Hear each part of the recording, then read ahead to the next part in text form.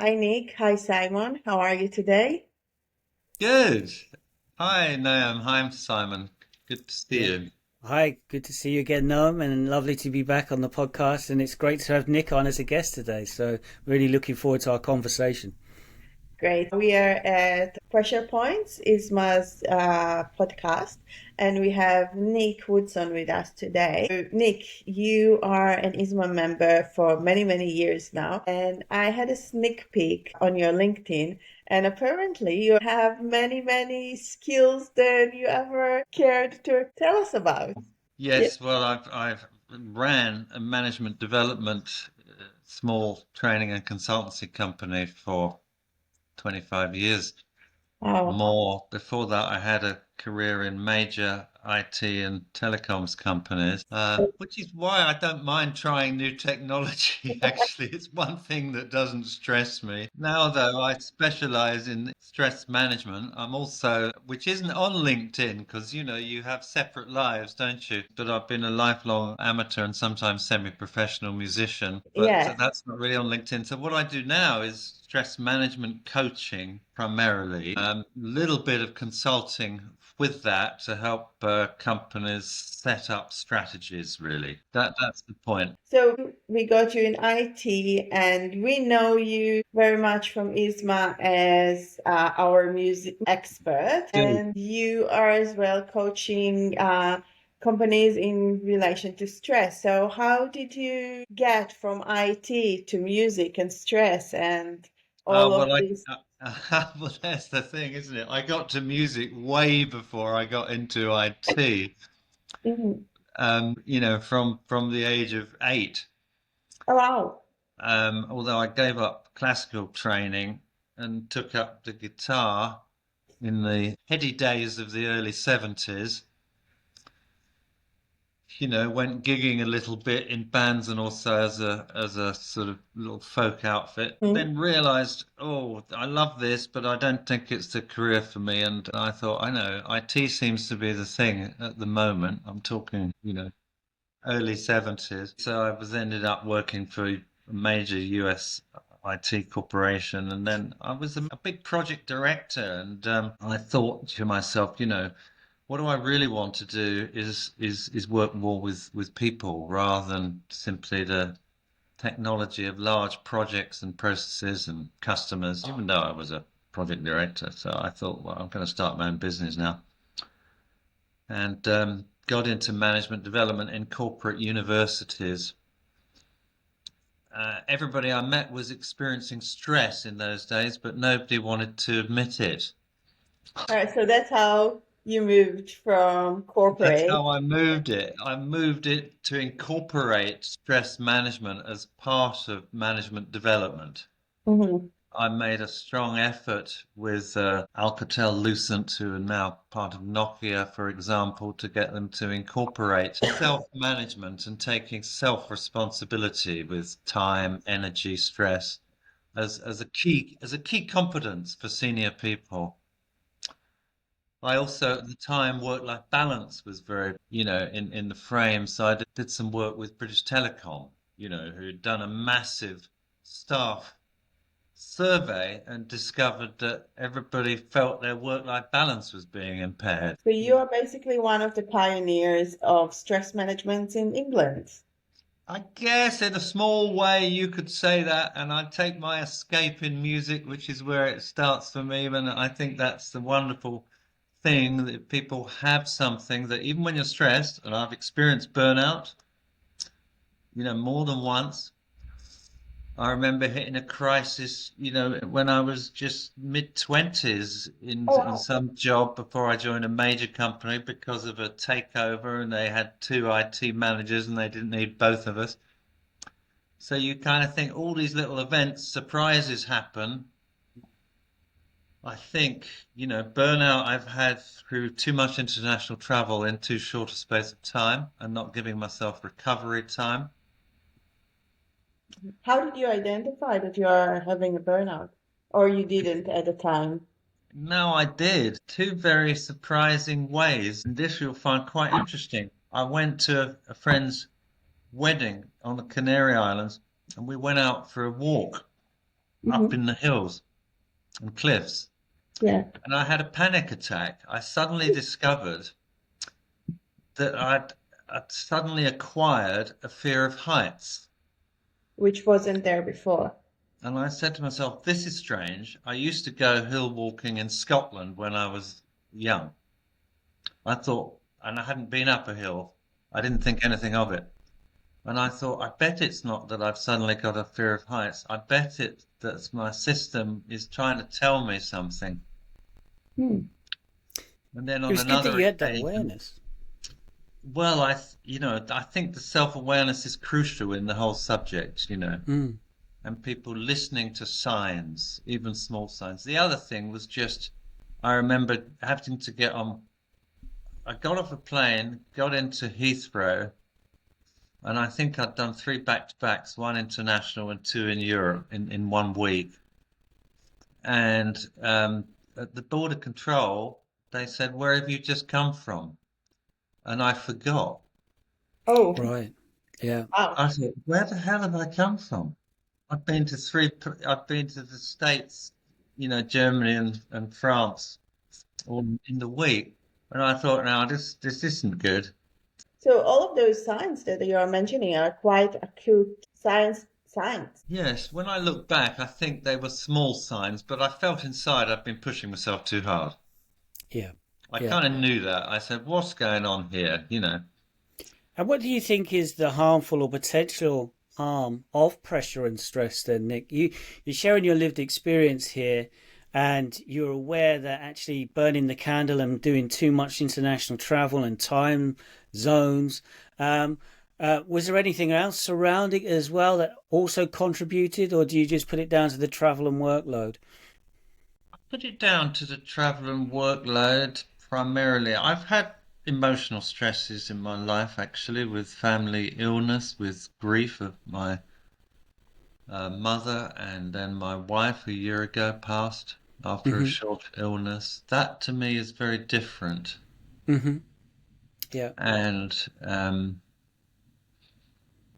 you know, I had a divorce when I was 30. I was lucky it wasn't a harsh one. But you learn about yourself. Mm. And I think what I think the crucial distinction about harm is where you ignore even simple symptoms, you see, Mm. because we got this amazing ability as humans to override our instincts, don't we? Yeah. Yeah.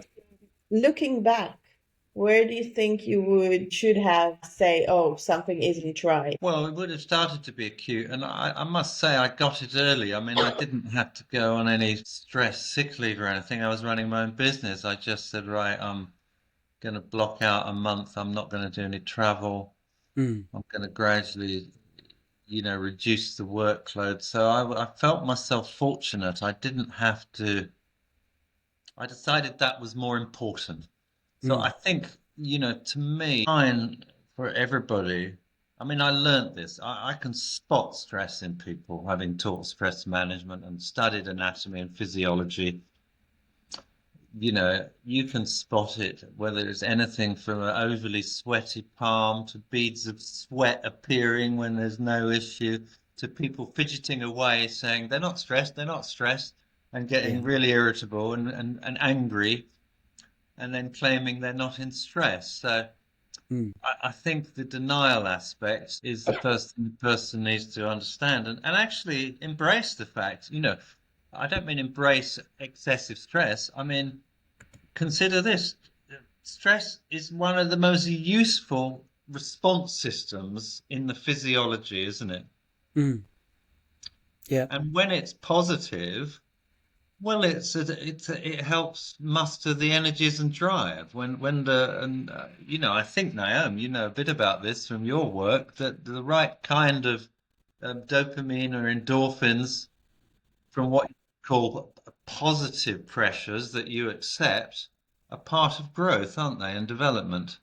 Yeah, so I think that's very much relates to the name of the podcast and a question that we comes up with every guest that we had so far is, where is this line sort of go between just pressure and healthy pressure and pressure that would promote you and develop you to an unhealthy stress? It's a good It's question. a kind of a big spectrum where everyone have a different definition, but some of those definitions are very conservative, which help sort of diagnose and see stress in its very, very early and light signs. But then it might be too close to pressure, where you kind of eliminate the person's development, while other are very flexible and sort of flying on the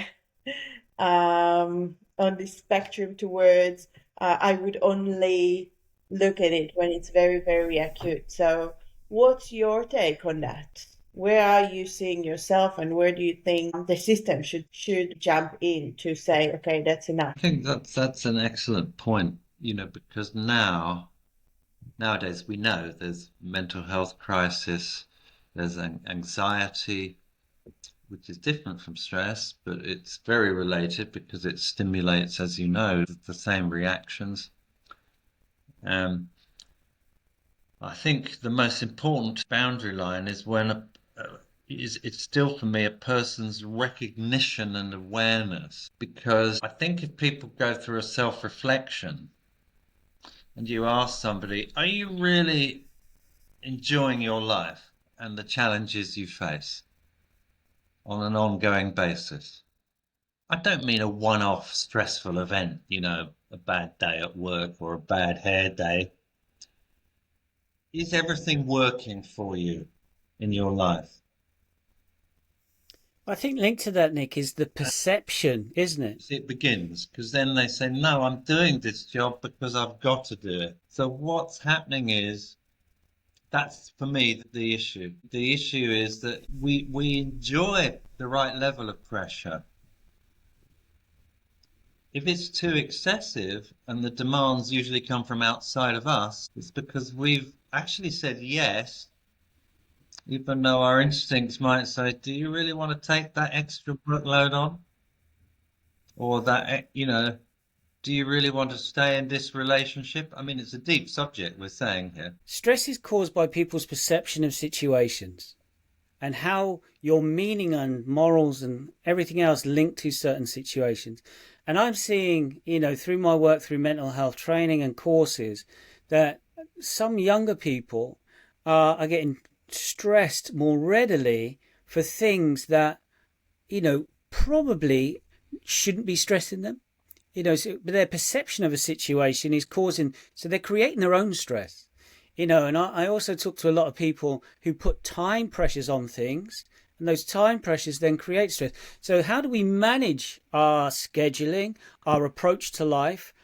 Like you've touched on our self-awareness of, when do I perform at my best, when am I not at my best? Because if you think back to your burnout, that was international travel and doing too much but in and around that, were your coping strategies quite good at that time? Did you have other things in place that you thought, actually, I'm doing very well here, but when I travel internationally and I do too much, that's when it puts this almost environmental stress on you, which is not Yes. the mental or emotional stress. It's more external pressures of, I've got to get from this country to this country to have these meetings with these people and fulfill my job role. Well, that's right. And when you run a business, you see, you actually say to yourself, I can't let my client down. Mm. And they've got 20 people arriving from around the world for this week-long seminar. You can't let them down. So you work through colds, you work through flus. So people's scenario is different. I would like to make a comment about the apparent stress pandemic. I don't think we know fully yet what's occurring. I think if you look at the rate of change, even in our generation, it's been dramatic. This last 70 years. You look at this last 10 years with climate issues, increased competition for good jobs, um, So you've got climate anxiety, you've got financial anxiety, you've got will I succeed anxiety, you've got artificial intelligence, you've got the job market and skills changing all the time. I still don't think we know whether we're overstressing the natural stress capacity Mm. of the human constitution. Yeah.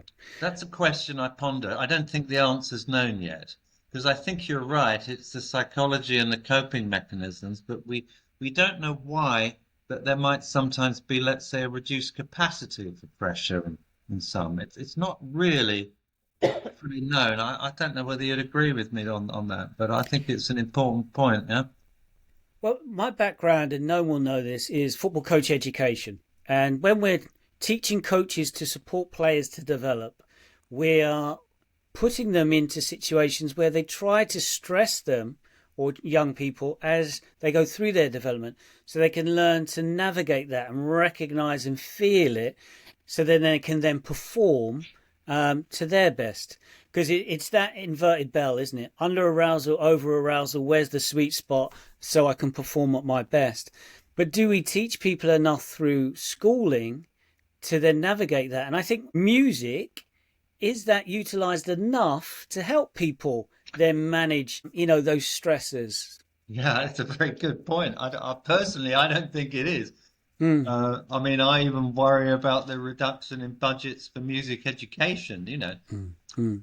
that goes on because in my life, it was a fundamental, even at very young school, being able to play recorders and have drums to hit and make a noise. Yeah, It yeah. was an escape from learning mathematical tables Mm. and historic facts like 1066. Well, Yeah. I'm not worried about 1066, but I was Mm, wanting to have something where the natural life in me could flare. mm. And I think children love activity, you see, and communal activity like music is so powerful. It sounds like music is a tool for someone to show who they are and utilize themselves in a system that's sort of closing on them. In a way, I'm saying that if we just look at human beings as potential future economic units, then the human race will continue to be a human race and it won't be a humankind. Mm. I, There's Yeah. a fundamental difference in my way of thinking between what a humankind could be. Mm. I absolutely agree with you. I'm wondering, with some points that Simon brought up and this point, it seems like the system today is trying to put as least pressure on young individuals. So, with what Simon suggested, that maybe young individuals today are not actually being trained into Handling pressure, maybe, or into their growth. handling life.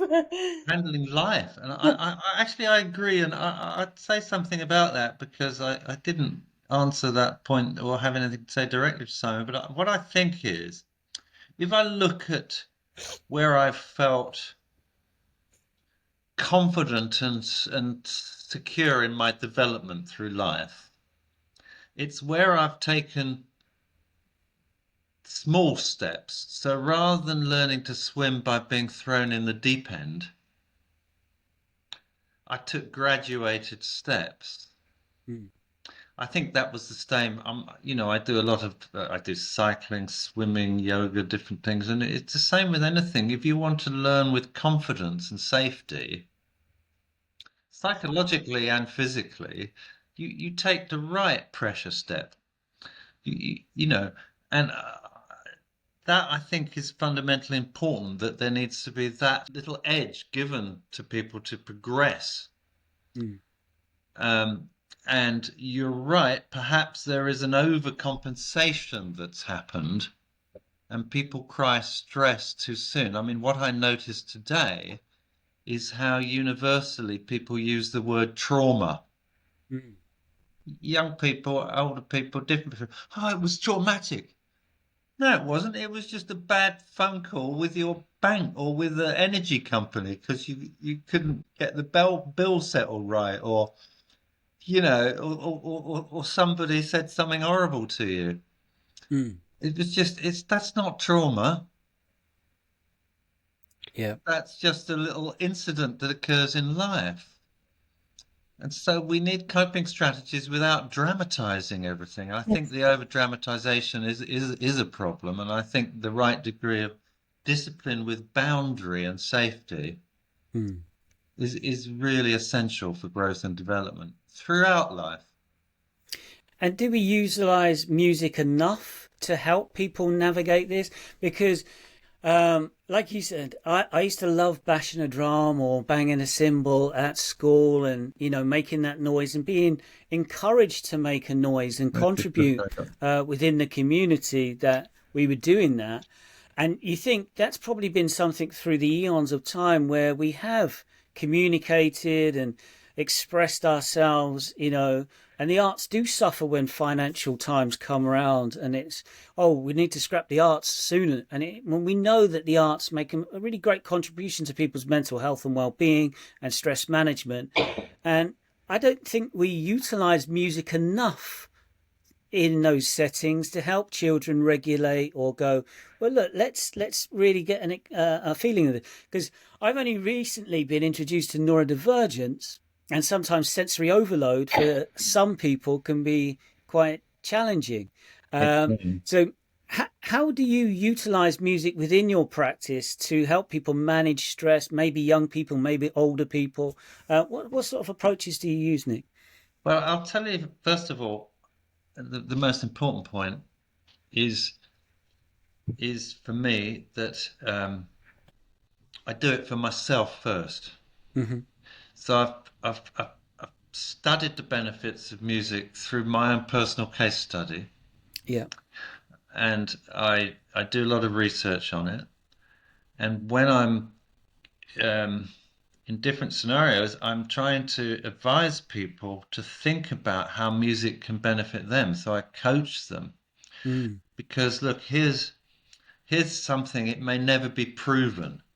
There's a He's a neurosurgeon, Daniel Levitin. You probably know of him. Music as medicine. Mm. He publishes lots of books on this. He's a musician and he's a neurosurgeon. And of course, the research going on is incredible, and the case studies of the use of music, both in therapeutic settings, in settings for people with neurological challenges, whether that be Parkinson's or whether it be Alzheimer's or other conditions. Music for stress, absolutely, most certainly. And I think it starts for me, as I always had it when I was young. Let's say when we had the odd family crisis at home, you know what I would do as a teenager? I would disappear into my room with my guitar and I would lose myself in the right way. Mm. And I always had it to go to. Mm. I remember my sister, she always had her books. She loved reading, so she always had somewhere to go. So I think we have to look at the many perspectives of music. People might never kind of call music a cure for stress, but it is hugely beneficial for assisting relief of symptom, Hmm. encouragement of different emotions and feelings, alteration of states of mind. Hmm. I mean, look, if you go to the gym or you do a sport, that's a fantastic stress relief, isn't it? Hmm. Because all those energies, you can use them up in sport. And sometimes in all physical activity, don't you pick a piece of music that gives you a rhythm and a pace? Hmm. Now that is stress relief. It's not pure. It doesn't, it's not sort of saying, it's purposeful. Yeah. to energize and for you to relieve some Mm. of the pent-up energies. I mean, I used to live near a boxing club, right? Until I Yeah. just moved, and then they sent all these young boys there and young girls too, increasingly now, and they're going hell for leather in the boxing ring. Oh, it's Mm. immaterial as to whether you like or agree with boxing as a sport, but they were using up energies and learning things in a different way. It was very well run. But so music, yes, to energize. But if somebody's in actually demonstrating signs of upfront anxiety and stress, then it's the calming side of music that's needed.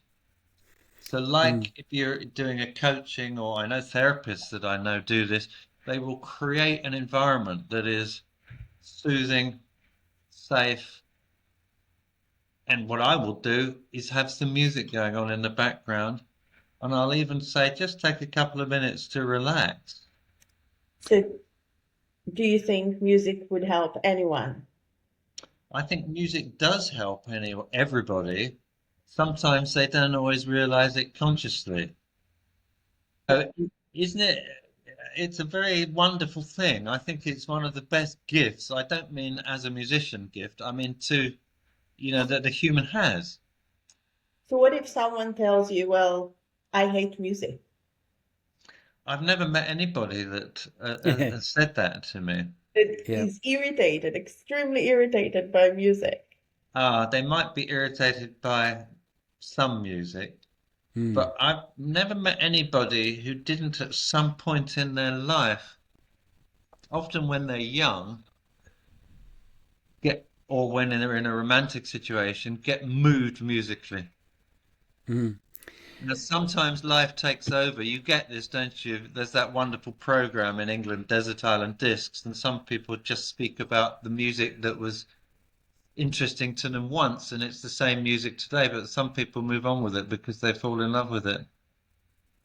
And I think the But immersive element of what you said about when you used to go into your room and play the guitar, Nick, is you're very much in the moment, present. You're not thinking about the future or the past.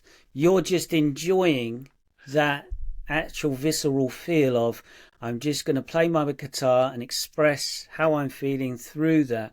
So, as a coping mechanism as well, if people can, now you don't have to be an expert, I imagine, at playing the guitar. I no, don't know if it's you not the were at point. that time. It is just that. Talk me through that a little bit because I've never played. I did try to play guitar, and I gave up when my fingers started to hurt. So it'd be interesting to know people Ah, when they stick with it. the, How do they, you get have the to what's the break full through penance? certain pressure points. Yeah, yeah. It's like I learning chickened out. anything. What happens is quite amazing because you Mm, give yourself exercises and you try and learn and you think I might never get this or my fingers are hurting or I can't get mm, the mm. fingers to do this or whatever they want to do. And Yeah. then something happens. Mm, It happens when you learn to ride a bike, when you learn to hmm play football, when you wake up the next morning, by analogy, you pick it up or you go onto the foot and suddenly you can do it mm. Yeah. because somehow it's gone into our human systems to the point where suddenly you can do it. And isn't that a wonderful moment when you have those, yeah? Mm. So does that link back to Noam's point about younger people? And this is not to obviously blanket all young people as people who might not stick with things, because I've quite rightly admitted there I didn't stick with the guitar. But it's about saying, well, actually, the process of sticking with something and learning and going through that, not only do you learn that coping, that resilience, that I will keep trying, I will keep working, but the skill set that you develop, the confidence off the back of that, and then actually the appreciation of that, and then I think you also mentioned going into bands, the connection that that brings as well. Yeah. Yeah, so those elements then are we coming away from that? Do you think? What's your experience? Do you go into schools? I don't know if you ever do to see if it still happens in school that children get that. I imagine it's Music workshops for young people from yeah. time to time. Hmm. It's not a regular thing I do. Mm. And I find that when you get young people syncopating, even or synchronizing, sorry, that's the correct word, synchronizing in rhythm, Mm, they suddenly realize that's happening. And it's actually very interesting because it's still not fully understood at what point that communal sense of awareness switches on, and the small children will suddenly realize they can synchronize in rhythm and harmony. Because if you mm, look at the basis of music and call it harmony, it isn't. I mean, not musically speaking. What I'm saying is a harmonious connection between people. mm, mm.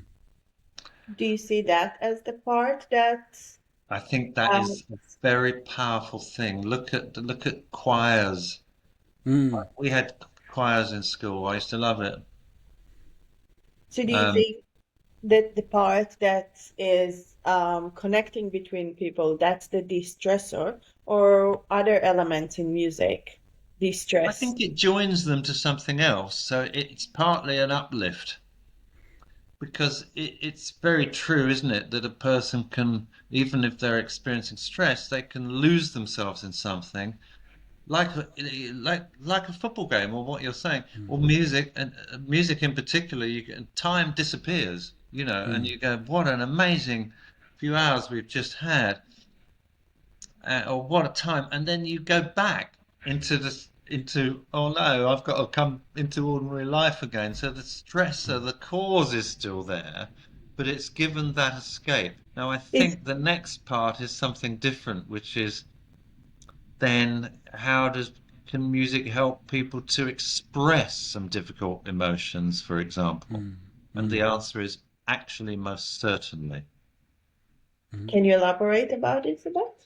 yes, because um, I think, you see, we could say toxic stress, right? Now, and if you got toxic stress, well, you've got people talk about it in other therapeutic circumstances, like you're congested, you're blocked up with stresses.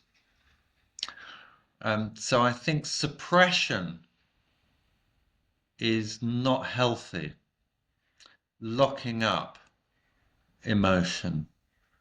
So this, Naomi and Simon, I'm sure you'll see that if you give people the right circumstance where they don't just want to get angry and link to anger and get even more angry, Mm. but give them a circumstance like beat a drum, make a noise, stand out and enjoy it, and um, or kick a ball hard. Then to me this is like giving an outlet, because toxins need relief, and they need safe relief. Otherwise, what can occur is what happens. People can get in a peer group, and then the anger and stress generates, and then before you know it, they're turning on somebody else. Mm. And the things of blame and the things of anger and distraught behaviors begin, don't they? Or we can only talk so much about how our loss of ability to communicate can lead to terrible things like we saw this week. So Indeed. I think it's a very, very important point, and music can be a way to communicate maybe when other ways of communicate don't work. But like you said as well, it's music is a way to utilize your anger into something that is more beautiful and nicer and acceptable. I want as well go back to another point that you mentioned before, that how music can make sometimes individuals feel like they are part of something and they are connecting to something, and then they go back to reality. Is it going back to reality or going back to their loneliness? It's going back to all the pressures and stresses that they have managed to escape from temporarily. But you see, if they've got an uplift, it is a little bit remedial, but then the challenge is a person always has to then look at their situations in the end, because I would put it really simply, you want to progress and adapt and grow through stressful situations. You don't want to just keep them locked in, and and that's much more. Music of itself can't do that. Yeah, I was just thinking, linked to, I touched on neurodivergency, and I don't know if Nick has done any work with neurodivergent people. Are certain frequencies or certain types of music remedies for certain things? Can they help Yeah. with physiology in any way? I know you've mentioned that book there. Yes, I Because it can. would be lovely to know that actually, if I felt a certain way and I listened to that, it could soothe or it could help me cope if I was in a stressful situation. Yes. Now that is a very, very good question, and I would encourage anybody to make themselves a playlist Mm, with 5 different pieces of music or songs on it. Okay. The first one would be something that uplifts them, takes them away, you hmm know, to just somewhere they just really love being with the sound. The second one I'd say is something that gives them a warm emotional connection. hmm This could be a song that reminds them of a valuable connection, or a song they share with somebody, or a song that expresses connection in some way. So that's 2 pieces, and they can be mm, completely different. mm, Like for me, I will often listen to Celtic music for the uplift one, hmm and I'll listen to great classical music, you know, Mozart. I'll just go, whoa, this is sublime. So mm, it's not about the style, it's what it does to you. yeah. Something that gives you something sublime, and you think, this is incredible. This world where this music comes from, and it takes you there.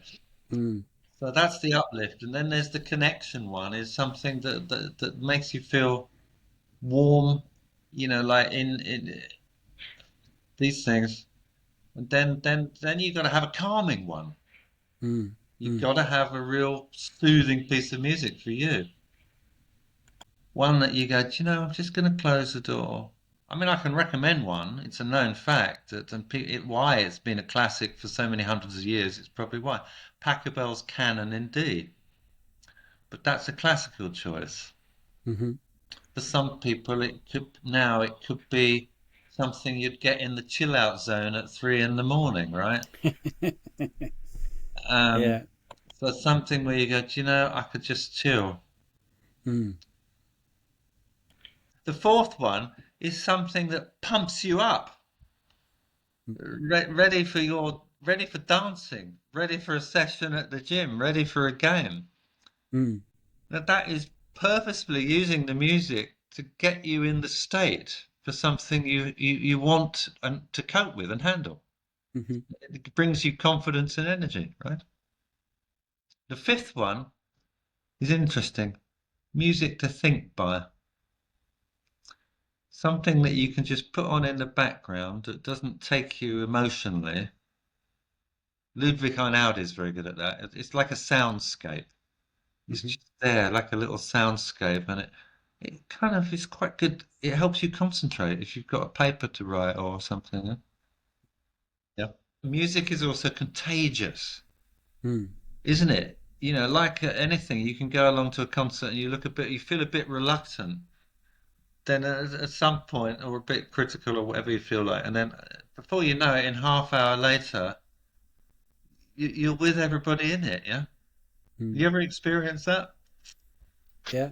Because it's that social anxiety of I don't want to embarrass myself, but actually once the music starts to get going through you, and there's some great videos on social media at the moment where you see children, a certain song comes on and they're babies, and they just start moving in a certain way, and you think that's just hitting them straight in their body. They Yes. don't know much. They're only like maybe 12 months old, but as soon as they feel that music, you can see their little movements come out. That's their expression of that music as well. That's And you right. think, that's the joy they're just expressing that pure joy of this song makes me want to move in this way, which I think taps into that child that we've all got in us, that we had that movement when we were in that situation. Sometimes we can lose track of that as we get older, and it's nice to reconnect it. And I think music can stimulate that nostalgia as well, can't it? It can take us back to places where we were before. Yeah, actually, no, that's something I did want to say because I experienced this myself and I've seen it with others in grief scenarios. It's been a year since my wife passed, and I noticed two things about music. One is within a week, I turned on the radio and heard a piece of classical guitar, it was, by a composer called Leo Brouwer, Un Dia en Novembre. It's a film score piece, and I heard it and I thought, that piece of music will see me through, and I'm going to learn it. Mm, And then the next thing that happened was that when songs would come on the radio that would tug at the emotions, it was too much. right. It was way too much Hmm. for my raw emotions in that early period. So I learned that there's a difference between music with words Hmm. that call for, emotion um, and music without words, where Hmm. it can just go on in the way the body can get it or something can happen. I found that a very important learning actually, because I'd seen it in others, but I'd not been able to experience it myself. So you see, I do think different music for different stresses, different types of stressful events. Mm, mm. I'm able to say that one to you now because I've learnt it personally, you see, and I thought, now this is amazing because then it took me on to not just connection with other people, but a lot of people are looking for connection with the planet, aren't they? Hmm. Mm. And Yeah. you get the right type of music that does that. And I think it links back to tribal elements when we probably lived in smaller villages in hamlets, but music then would form a good social connection for everyone coming together to celebrate Yeah, or, just spend time together. And I think those elements as well, the modern versions of that link back to what you said, that you could be at a dance party somewhere and people are you're coming drawn in. together for their tribe, and this is how they like to express themselves. And like you say, you can go and choose different types of music. So you might go to the Proms at one stage, and then you might go to see the Sex Pistols on stage at another because you think, actually, I fancy something different, something Yeah. visceral from that this time. No, it's fascinating. It really is fascinating. I don't know whether it Um, will ever be understood scientifically. I find it very interesting. I thought about it because in a way it's an art form. Whether people will ever understand exactly how the neurology and physiology of music works and why and the psychology and what it's connected to, I don't know. But it's the most extraordinary stuff, isn't it? mm, And that is fascinating. So it's almost as if something in our human constitution, physiologically, neuroscientifically, biochemically, just goes woof. And what a wonderful thing. In a way, like you want to, Light ask up the people to room. have a soothing piece of music, and if a soothing piece of music is like a lullaby, then why not? You see, it's been known to work for centuries, hasn't it? When resting newborn children to sleep. mm. But nobody knows the science of that other than the rhythm somehow affects things. Yeah. What I mean is some science is known, but we may never get to the bottom of it. Well, I mean, there might never be one pill called "This is the piece of music for you," because it Yeah, might become something you've got to discover yourself. I mean, somebody Mm. tried that, Don Campbell, didn't he? Saying the Mozart effect increases your ability to pass exams, and prescribe. And maybe it did for some people, but it didn't for others. And statistically, it didn't work out. So whether there's ever a one-off prescription, this is the piece, Yeah. we don't know. But if it's something that stimulates the right things for a person, that's why in a way I'm advocating not just using music in new ways to create states, moods, engagement, calming ones, energizing ones, uplifting ones, I'm saying everybody become a self-prescriber. Mm, mm. Find a piece of music that will make you forget the day and sleep more naturally. Look after your sleep hygiene with a piece of music, yeah? Yeah, yeah, it's huge because I think people need, these platforms that provide these selection of music types for people to go and, try and maybe suggest, oh, based on your other interests, you might like this. But I think what you're also saying there is people need to sometimes go away and listen to other music from other areas to see what that impact that has on them. I Mm. like quite listening to BBC Radio 6 and listening to the different music that I encounter from that. And some of it I like, definitely, and other bits I won't. But how many people are experiencing that, and rather than just going, I'm going to stay in my lane, and I know this works for me for certain things, but how about expanding that and broadening? Actually, what does this type of music bring me at this different stage, especially around stress management? They might discover something that they think, oh wow, how did I not come across this before? Yes, that's right. And it might not be called stress management because if we think about it, people already use music for things like meditation, Hmm. things, energizing, as we've said. They use it in spiritual contexts, in tribal and connective contexts. Its use is universal. Mm. And we've not even begun to touch the power of singing and what that releases. Yeah. Yeah, and chanting, I've heard that chanting's very powerful as well, isn't it? For that change of energy for people and to get, like you said, jumping and being physical, but chanting and, singing, like you said, to the choir, that connectedness and how that, synchronicity really adds to that, the power of it. Because when you see a choir in good synchronicity and the difference that makes it's almost like a heartbeat, a well-oiled machine. It seems. It is, and it generates an atmosphere between the people, doesn't it? Mm, And the mm, audience, if they're doing a performance, they spot it, they know it. mm, mm, They know that there's this resonance going on between these singers. It's not mm, just the sound, it's almost like a mind and emotion link going on between them that's generative of a quality that it's quite detectable. But ask anybody to mm, measure it scientifically, you might have a problem. But it's mm, there. But the other scientific fact that is known, directly related to stress and breathing, is that singing, the very act of singing, causes you to breathe deeper mm. and causes you to have a longer exhalation than inhalation. In other words, you go la la la la la la la la la la. So I'm exhaling, micro Mm, demonstration, for much longer than I'm inhaling.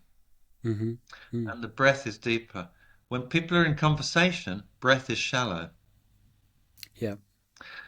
That's these are really interesting things because even that has a physiological benefit, doesn't it? And fitness benefit. Yeah. Mm.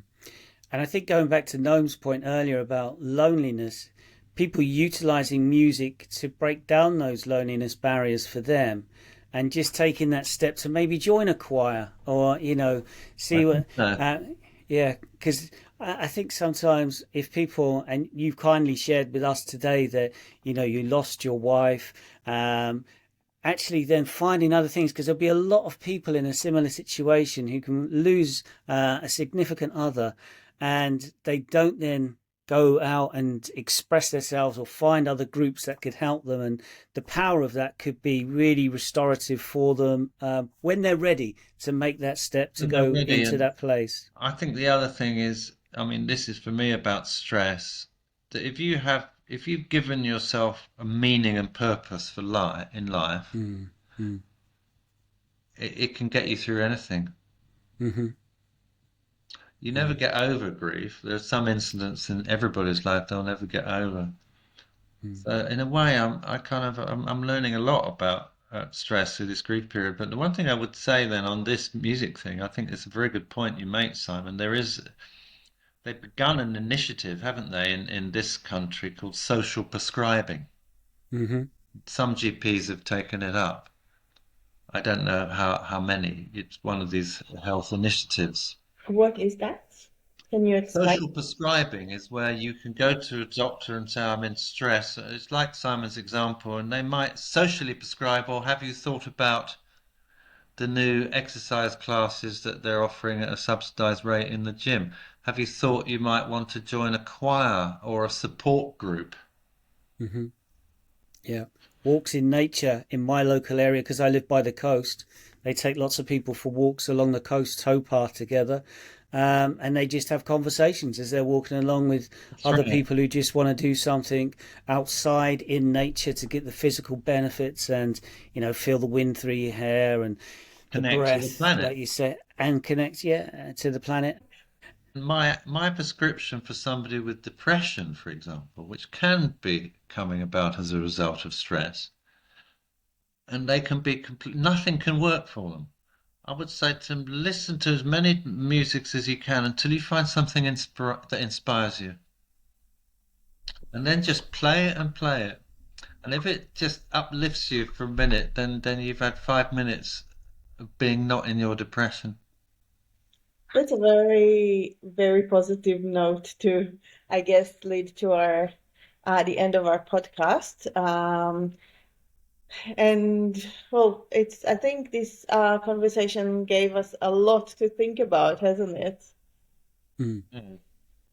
Mhm. Well, I think that the powerful message that I've taken from Nick and his thoughts and philosophy on this is learn and encourage people to access lots of music and find what works best for them for those different moods and states that they want to be in. And when it comes to stress and relieving stress for them, just find that thing that works for you. Find that music that works for Yes. you, because that's the big thing I've taken. And sometimes try, Mm, even if you feel reluctant. Like, mm, oh, I don't think I'll get on well going to join a choir. Go mm. down there and try. You might just surprise yourself And Yeah. try different musics. and try the different musics from Give it around the world. We are not well educated on world music in this country, but there's so many wonderful musics from around the world. Hmm. a Yeah. Excellent. Really enjoyed that, Nick. Thank you. Yeah, thank you so much, Nick. And we're looking forward to host you again or having you as part of our hosting team.